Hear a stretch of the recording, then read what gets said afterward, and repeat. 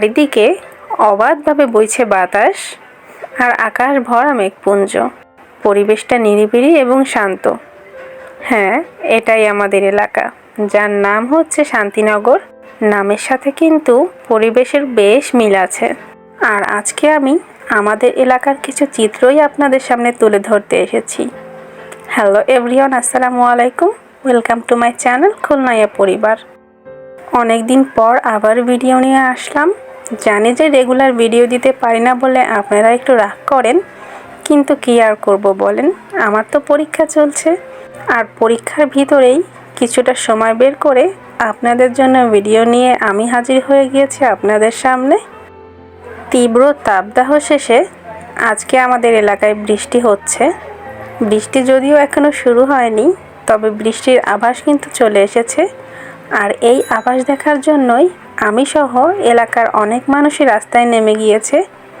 এই প্রশান্তি কে না দেখতে চায় বলেন তো? এত তাপ, এত গরম সহ্য করার পরে আজকে একটু স্বস্তির নিঃশ্বাস নেবে সবাই, রাতে একটু শান্তিতে ঘুমাতে পারবে। এই জন্যই সবাই দেখতে চলে এসেছে যে এলাকার অবস্থাটা কী। কারণ যখন ঝড় বৃষ্টি হয় আমাদের এলাকা তার নিজস্ব রূপ ফিরে পায়। এত সুন্দর পরিবেশ, চারপাশে গাছপালা, শহরের ভিতরে যেন এক টুকরো শান্তি, যার কারণেই আমাদের এলাকার নাম হচ্ছে শান্তিনগর। ভিডিও করতে করতে আমি চলে এসেছি আমাদের এলাকার মুদি দোকানে। এখান থেকেই কিছু চিপস, চানাচুর নিয়ে ঘরে যাব। যেহেতু বৃষ্টি শুরু হবে, বাইরে তো আর বেরোতে পারবো না। তাছাড়া বৃষ্টি দেখতে দেখতে কিছু খাওয়া দাওয়া হবে। সন্ধ্যা যত গড়িয়ে আসছে বাতাসের বেগ তত বাড়ছে। আশেপাশের গাছগুলো সমান তালে দুলে চলেছে। এটা হচ্ছে আমাদের বাড়ি। ফুলগুলো কি সুন্দর দুলছে, তাই না? চারপাশ কালো হয়ে গিয়েছে। আর আমি এখন ঢুকছি বাড়ির ভিতরে। আর কিন্তু বের হওয়া হবে না। আকাশের অবস্থা দেখেই বুঝতে পারছেন যে কি হতে চলেছে। বলতে না বলতেই শুরু হয়ে গিয়েছে তীব্র বাতাস এবং ঝড়, যেটা জানলা দিয়ে দাঁড়িয়ে দাঁড়িয়ে দেখছিলাম। এবং ওই যে দোকান থেকে এনেছিলাম চিপস, চানাচুর খাচ্ছিলাম। যদিও তালুকদার সাহেব এখনও বাসায় আসেনি, তার জন্য অপেক্ষা করছিলাম বসে বসে, সে কখন আসবে। বৃষ্টির পানিতে হাত ভিজাতে এবং নিজে ভিজতে আমার কিন্তু দারুণ লাগে। দেখতে দেখতে সময় পার হয়ে গেল, চলে এলো পরদিন সকাল। আলহামদুলিল্লাহ, আজকে সকাল থেকেও আল্লাহর রহমত আমাদের এলাকায় আছে। অর্থাৎ তীব্রভাবে বৃষ্টি হচ্ছিল, মাঝে মাঝে কম এবং মাঝে মাঝে বেশি। আর তার সাথেই বৃষ্টির স্পেশাল খাবার, যেটা না হলে তো জমেই না, খিচুড়ি আমরা রান্না করে ফেলেছি। সকালের নাস্তা শেষ করে বসে বসে একটু স্টাডি করছিলাম। আগেই বলেছি যে আমার পরীক্ষা চলছে, তার কারণেই এত পড়ার তোড়জোড়। তার কিছুক্ষণের ভেতরেই দারাজের এক রাইডার ভাইয়া আমার একটা পার্সেল নিয়ে আসলো ডেলিভারি দেওয়ার জন্য। ধন্যবাদ সেই সকল রাইডার ভাইয়াদের যারা রোদ, বৃষ্টি, ঝড় উপেক্ষা করে আমাদেরকে আমাদের কাঙ্ক্ষিত পার্সেল পৌঁছে দেয়। যেহেতু আমার এক্সাম চলছে, আর এক্সামের জন্যই আরও কিছু জিনিস আমি অর্ডার করেছিলাম।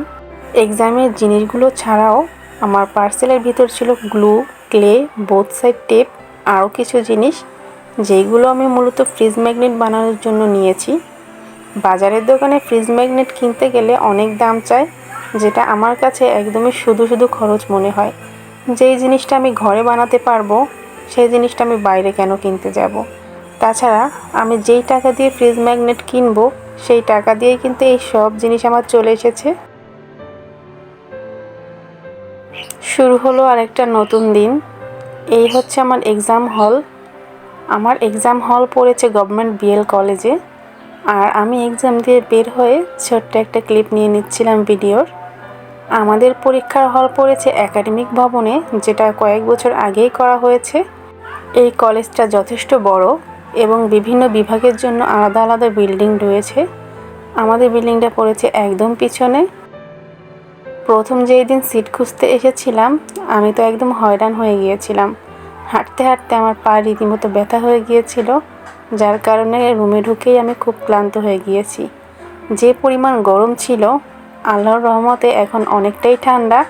পরীক্ষা শেষে বের হয়ে বিএল কলেজের একদম পিছনের সাইডগুলো ভিডিও করছিলাম। এই সাইডে মূলত হল কক্ষগুলো আছে আর কিছু বাড়িঘর।